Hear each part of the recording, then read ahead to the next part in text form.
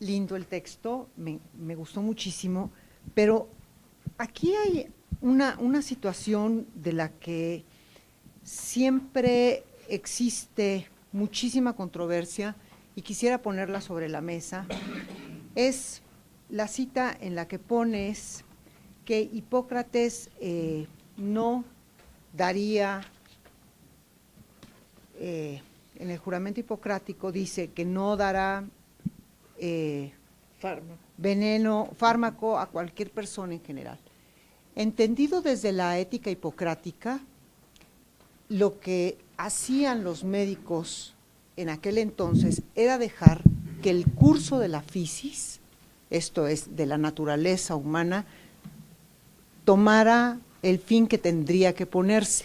Y de allí la importancia del texto de los pronósticos de Hipócrates, en donde se describe claramente cuándo una gente va a morir, y se describen las fases hipocráticas y todos los signos y síntomas que un paciente tiene cuando va a morir. Entonces, son en esas condiciones graves en donde el médico hipocrático no podía intervenir.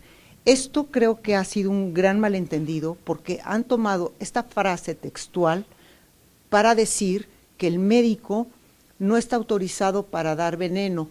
Fármaco es veneno y es: no haré ninguna intervención que prolongue la vida, ni daré ninguna intervención que modifique el curso de la fisis cuando ya está determinada.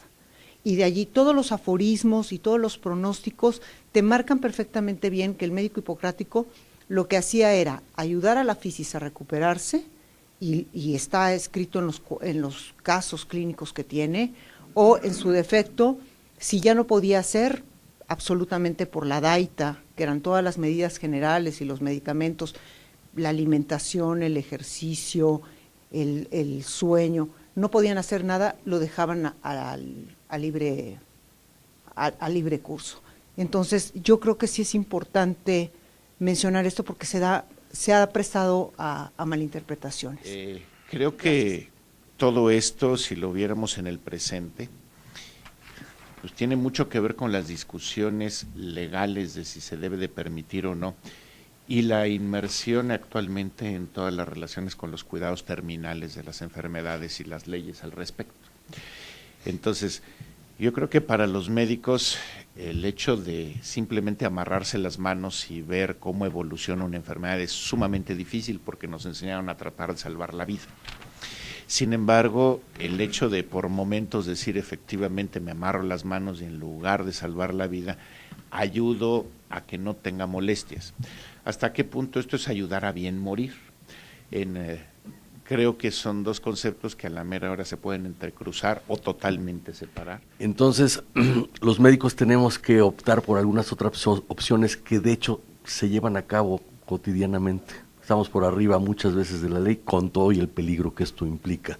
Yo recuerdo perfectamente bien en varios hospitales de ginecobstetricia donde cuando en el Distrito Federal era prohibido el aborto por cualquier causa, había un comité de ética donde nos juntábamos, se juntaban los que estaban en el comité de ética y se definía si era conveniente o no interrumpir el embarazo. Entonces nos estábamos juntando para evadir la ley y muchas veces en perinatología, muchas veces se daba el dictamen de que se debía interrumpir el embarazo por aspectos médicos, cuando por ley no se podría haber hecho. Y sin embargo una institución oficial lo estaba haciendo. Entonces lo que nosotros tenemos que hacer es, como bien dices, tratar de educar al médico lo más que se pueda y seguir haciendo lo que estamos haciendo ahorita, que es tomar ciertas acciones que están ética y moralmente bien llevadas a cabo cuando se hacen adecuadamente con comités y demás, no a título personal, y que están por arriba de la ley inclusive. Si estamos viendo pues todo lo que hay alrededor socialmente, aumento de expectativa de vida, falta de oportunidades de mucha gente para poder seguir viviendo dignamente, a veces desde épocas mucho más tempranas de lo que esperaríamos, enfermedades crónicas incapacitantes que no dejan seguir adelante proyectos de vida, que es otro término que habría que introducir mucho, yo pienso, en esto, y ahorita voy a eso. Creo que es muy importante plantearlo aquí. y sobre todo después de ver los dos parrafitos de la Constitución de la Ciudad de México, en lo que meten el término y no tienen la menor idea de lo que quiere decir, que eso es verdaderamente aterrorizante. Sí, pero bueno, entonces, dos cosas. Primero, al pobre de Hipócrates le echamos muchas culpas que no tuvo. El texto del juramento en el que aparentemente habla de eutanasia, y esto se presta a mucha discusión. Dar fármacos si el paciente me lo pide, pues sí sería eutanasia, y él le dice que no. La otra cuestión que comentaba María Blanca, observar el curso de la naturaleza y no abandonar el enfermo, este es el otro punto central. Acerca mucho esa medicina posthipocrática temprana a lo que serían cuidados paliativos en la actualidad. Habría que ponerlo también. Pero la otra parte es que una buena parte del texto del juramento pertenece solamente a una de las escuelas de medicina griega, la que viene del sur de Italia, que tiene que ver con los pitagóricos, y que ellos sí están planteando no intervenir a la muerte, no intervenir ni siquiera en la atención del parto, aunque sea distóxico, cosa que todos los otros textos hipocráticos sí lo hacen. Y por otra parte, en los otros textos hipocráticos sí plantea el aspecto de piedad, lo empieza a dejar ver, que llevaría justamente a una consideración de, quizá no eutanasia activa como se dijo después, sino de aliviar los problemas y los dolores y las molestias del paciente, permitiéndole morir o inclusive ayudándolo en cierto sentido, en el mismo término de lo que planteaba Enrique hace un momento. En todos nuestros hospitales se plantea esto pues todos los días, cuando hay conciencia de qué es lo que significa vivir y vivir dignamente. Entonces, ese es otro punto importantísimo. Ahora, la otra cuestión que es fundamental es eutanasia voluntaria, que tú ya lo marcas muy bien, y eso es lo que quita todos los prejuicios que han venido a cargar la palabra pues en los últimos siglos, y que hace crisis con los problemas de los campos de exterminio nazis, y todos te dicen, es que eutanasia, es que vamos a matar a todos los que nos caen mal. Y bueno, ¿y quién define quiénes nos caen mal? Pues cada uno de nosotros. Eso es verdaderamente absurdo, es prejuicioso. La situación cambia. Si pensamos, hay un ejemplo que a mí me impacta mucho. Las Kenets y los soldados rudos del siglo XVI cargaban un puñal, que se llamaba el puñal de misericordia. Y era un cuchillote como de 30 centímetros, triangular, que lo utilizaban para cortarle el cuello a sus amigos. No era para el enemigo. Cuando alguien se quedaba tirado en el campo de batalla y se lo iban a acabar de comer los perros, o lo iban a tomar los adversarios y lo iban a torturar, el mismo amigo era el que lo mataba. Por eso es de misericordia. Entonces, eutanasia y misericordia son dos términos que yo creo que valdría la pena desarrollar filosóficamente juntos, porque nos dan una dimensión muy grande. Eutanasia puede ser acción de beneficencia, yo pienso que sí, y el no hacerlo puede ser perjudicar. Es un tema creo que es muy importante, y como tú dices muy bien, el tema central es a quién pertenecemos en última instancia. Inclusive todas las grandes religiones marcan libre albedrío como punto central. Dentro de las teologías católicas, muchas de las iglesias reformadas, los ortodoxos griegos, bizantinos, etcétera, plantean libre albedrío como punto central. Ahí se basan muchas de las filosofías religiosas. Y el asunto importantísimo es hasta dónde alguien, si lo planteamos en marcos religiosos, dentro de su creencia religiosa, hasta dónde alguien, en términos filosóficos, desde sus convicciones filosóficas de qué significa un sí mismo, se responsabiliza a decidir por sí mismo. Este es el punto central. Hay dos cosas que podría decir que no estoy totalmente de acuerdo. Muy al principio hablas de que, a diferencia de la eutanasia, no es el médico quien provoca la muerte, dices, en el suicidio médicamente asistido. Y esto de no es el médico quien provoca la muerte, pues hace sentir que está muy duro, de que sí fue el médico el que provocó la muerte, y en la eutanasia participan médico, el paciente, familiares, en fin. hay muchas otras cosas, no es el médico quien provoca la muerte directamente, y al final pues exigir a todo paciente un documento de voluntad anticipada a mí me parece imposible. El paciente llega con nosotros pues con otra idea de evitarla. Ya me imagino yo en mi consultorio pidiéndole a todos mis pacientes que firmen, van a pensar que lleva dedicatoria.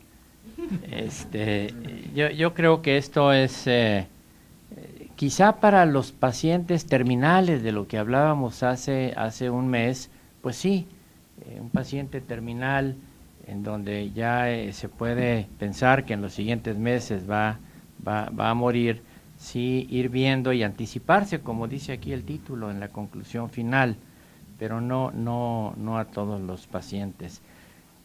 Le decía al maestro Rivero hace un rato que ayer me llegó por internet estas cosas que llegan ahí de gratis, de MedPage, y si quieren se los hago llegar, una reflexión de un médico especialista en cuidados paliativos de la Universidad de Rochester en Nueva York, y hablaba, me gustó la parte que no pude explicar yo muy bien hace un mes, del burnout, el síndrome de agotamiento de quienes se dedican a cuidados paliativos.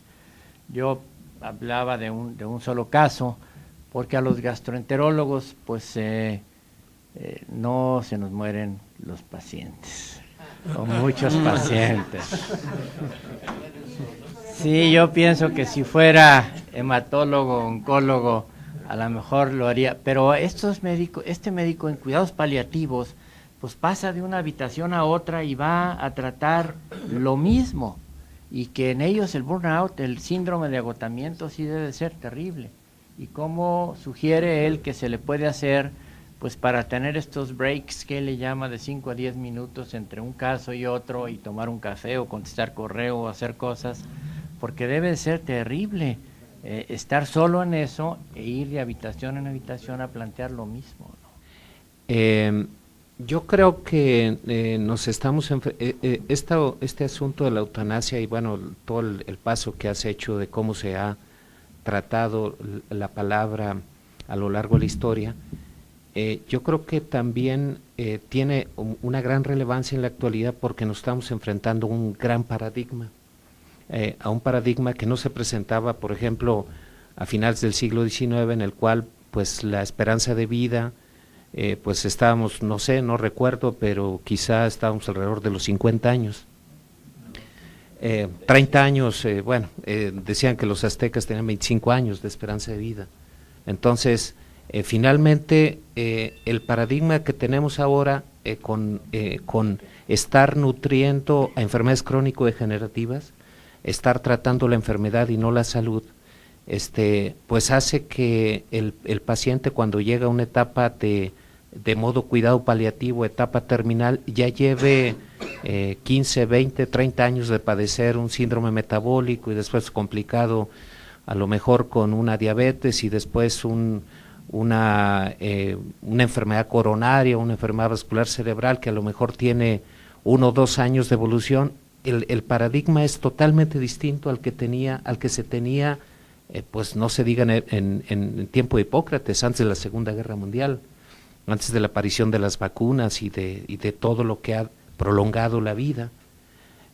Por esa razón yo digo que muy poca gente queda jubilada, y la mayor parte de la gente queda pensionada.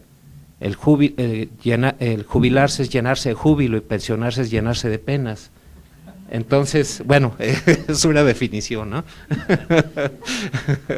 Entonces creo que estamos llenos de mucha gente pensionada, que se enfrenta ya a la última etapa de su vida de una manera diferente a como se ha enfrentado, y creo que el médico debe de tomar debe de estar ajustándose a este nuevo paradigma, a esta nueva forma de entender la vida y por supuesto la muerte.